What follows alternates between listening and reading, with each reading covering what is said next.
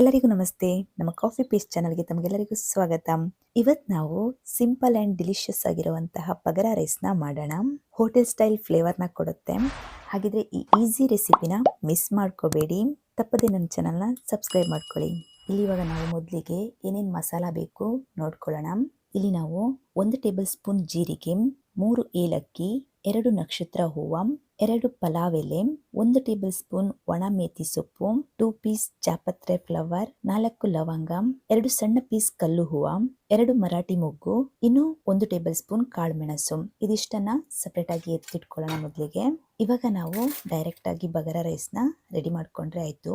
ಮೊದಲಿಗೆ ನಾವು ಒಂದು ಕುಕ್ಕರ್ನ ಸ್ಟವ್ ಮೇಲೆ ಇಟ್ಟು ಕುಕ್ಕರ್ ಬಿಸಿಯಾದ ತಕ್ಷಣ 3 ಟೇಬಲ್ ಸ್ಪೂನ್ ಎಣ್ಣೆ ಹಾಗೆ 1 ಟೇಬಲ್ ಸ್ಪೂನ್ ತುಪ್ಪನ ಹಾಕ್ಕೊಂಡು, ಇದು ಬಿಸಿಯಾದ ತಕ್ಷಣ ನಾವು ಅವಾಗಲೇ ರೆಡಿ ಮಾಡ್ಕೊಂಡಿದ್ವಲ್ವ ಆ ಮಸಾಲಾನ ಹಾಕ್ಕೊಂಡು ಚೆನ್ನಾಗಿ ಫ್ರೈ ಮಾಡ್ಕೊಳ್ಳೋಣ. ಇದ್ರ ಮಧ್ಯೆ ಒಂದು ಸಣ್ಣ ಬ್ರೇಕ್ನ ತಗೊಳ್ಳೋಣ. ನಾನು ಈ ಹಿಂದಿನ ವಿಡಿಯೋ ಅಂದರೆ ಟೊಮೆಟೊ ಚಟ್ನಿ ರೆಸಿಪಿನಲ್ಲಿ ಒಂದು ಪ್ರಶ್ನೆನ ಕೇಳಿದ್ದೆ, ಚಪಾತಿ ಗಟ್ಟಿಯಾಗೋದಕ್ಕೆ ಮುಖ್ಯವಾದ ಕಾರಣ ಏನು ಅಂತ. ಈ ಪ್ರಶ್ನೆಗೆ ಆನ್ಸರ್ ಬಂದು ಹೆಚ್ಚಾಗಿ ಬೇಯಿಸೋದು, ಅಂದರೆ ಅತಿಯಾಗಿ ಚಪಾತಿನ ಕಾಯಿಸೋದ್ರಿಂದ ಚಪಾತಿ ಗಟ್ಟಿಯಾಗಿಬಿಡತ್ತೆ. ಇಲ್ಲಿ ಇವಾಗ ಮಸಾಲ ಎಲ್ಲ ಚೆನ್ನಾಗಿ ಫ್ರೈ ಆಗಿದೆ. ಇದಕ್ಕಿವಾಗ ನಾವು 5 ಕತ್ತರಿಸಿರುವಂತಹ ಹಸಿಮೆಣಸು ಹಾಗೆ ಕಟ್ ಮಾಡಿರುವಂತಹ ಒಂದು ಈರುಳ್ಳಿನ ಹಾಕ್ಕೊಂಡು ಫ್ರೈ ಮಾಡ್ಕೊಳ್ಳೋಣ.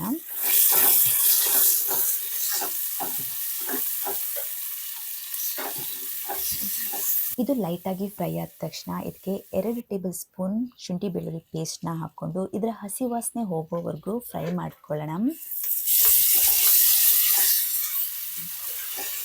ಇವಾಗ ಇದಕ್ಕೆ ನಾವು ಅರ್ಧ ಹಿಡಿ ಕೊತ್ತಂಬರಿ ಸೊಪ್ಪು ಹಾಗೆ ಅರ್ಧ ಹಿಡಿ ಪುದೀನ ಸೊಪ್ಪನ್ನು ಹಾಕ್ಕೊಂಡು ಫ್ರೈ ಮಾಡ್ಕೊಳ್ಳೋಣ. ಇದು ಕೂಡ ಲೈಟಾಗಿ ಫ್ರೈ ಆದ ತಕ್ಷಣ ಇದಕ್ಕೆ ಕಟ್ ಮಾಡಿರುವಂತಹ ಒಂದು ಟೊಮೆಟೊನ ಹಾಕ್ಕೊಂಡು ಚೆನ್ನಾಗಿ ಫ್ರೈ ಮಾಡ್ಕೊಳ್ಳೋಣ. ಇವಾಗ ನಾನಿಲ್ಲಿ ಒಂದು ಸಿಂಪಲ್ ಆಗಿರುವಂತಹ ಪ್ರಶ್ನೆನ ಕೇಳ್ತೀನಿ, ಅದು ಈ ವಿಡಿಯೋಗೂ ಸಂಬಂಧಪಡುತ್ತೆ. ಫ್ರೈ ಮಾಡುವಾಗ ಎಣ್ಣೆ ಚಿಮ್ಮೋದನ್ನು ಹೇಗೆ ಕಡಿಮೆ ಮಾಡಬಹುದು? ಇಲ್ಲಿ ಇವಾಗ ಟೊಮೆಟೊ ಎಲ್ಲ ಮಸಾಲನೂ ತುಂಬ ಚೆನ್ನಾಗಿ ಫ್ರೈ ಆಗಿದೆ. ಇದಕ್ಕೆ ನಾವಿವಾಗ 2 ಗ್ಲಾಸ್ ನೀರನ್ನು ಹಾಕ್ಕೊಳ್ಳೋಣ. ನಾವು ಫಸ್ಟಿಗೆ ಒಗ್ಗರಣೆ ರೆಡಿ ಮಾಡಬೇಕಿದ್ರೆ ಹೆಚ್ಚಾಗಿ ಎಣ್ಣೆ ಮೈ ಮೇಲೆ ಕೈ ಮೇಲೆಲ್ಲ ಹಾರುತ್ತೆ. ಅದು ಅತಿಯಾಗಿ ಹಾರೋದನ್ನು ಹೇಗೆ ಕಡಿಮೆ ಮಾಡ್ಬೋದು? ನಾನು ಇದಕ್ಕೆ ಆಪ್ಷನ್ಸ್ನ ಹೇಳ್ತೀನಿ. ಎ, ಮುಚ್ಚಳನ ಮುಚ್ಚೋದು. ಬಿ, ಪದಾರ್ಥವನ್ನ ಒಣಗಿಸಿ ಹಾಕೋದು, ಇಂಗ್ರೀಡಿಯೆಂಟ್ಸ್ನ ಒಣಗಿಸಿ ಹಾಕೋದು. ಸಿ, ತಕ್ಷಣ ನೀರನ್ನ ಹಾಕೋದು. ಡಿ, ಹೆಚ್ಚು ಎಣ್ಣೆನ ಹಾಕೋದು. ಆನ್ಸರ್ ಗೊತ್ತಿದ್ದವರು ಕಾಮೆಂಟ್ ಬಾಕ್ಸಲ್ಲಿ ಆನ್ಸರ್ ಮಾಡಿ. ನಾನಿದ್ರ ಆನ್ಸರ್ನ ನೆಕ್ಸ್ಟ್ ರೆಸಿಪಿನಲ್ಲಿ ಹೇಳ್ತೀನಿ. ಈ ನೀರು ಕುದಿ ಬರೋವರೆಗೂ ಬಿಟ್ಟು ಇದಕ್ಕೆ 1 ಗ್ಲಾಸ್ ಅಕ್ಕಿನ ಚೆನ್ನಾಗಿ ವಾಶ್ ಮಾಡಿ ಈ ಕುದಿ ಬರ್ತಿರೋ ನೀರಿಗೆ ಆ್ಯಡ್ ಮಾಡ್ಕೊಳ್ಳೋಣ.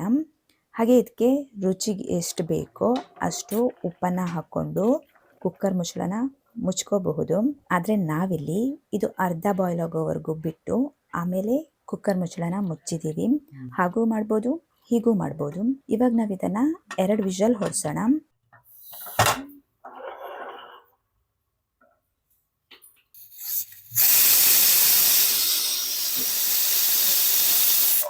ನೋಡಿ 2 ವಿಷಲ್ ಆಗಿದೆ.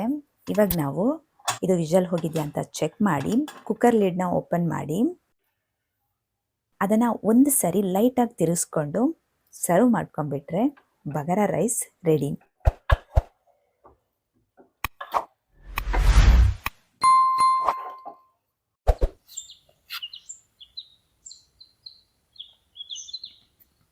ನಾವಿಲ್ಲಿ ಸೈಡ್ಸ್ಗೆ ಅಂತ ಚಿಕನ್ ವೈಟ್ ಕುರ್ಮಾನ ಆ್ಯಡ್ ಮಾಡ್ಕೊಂಡಿದ್ದೀವಿ.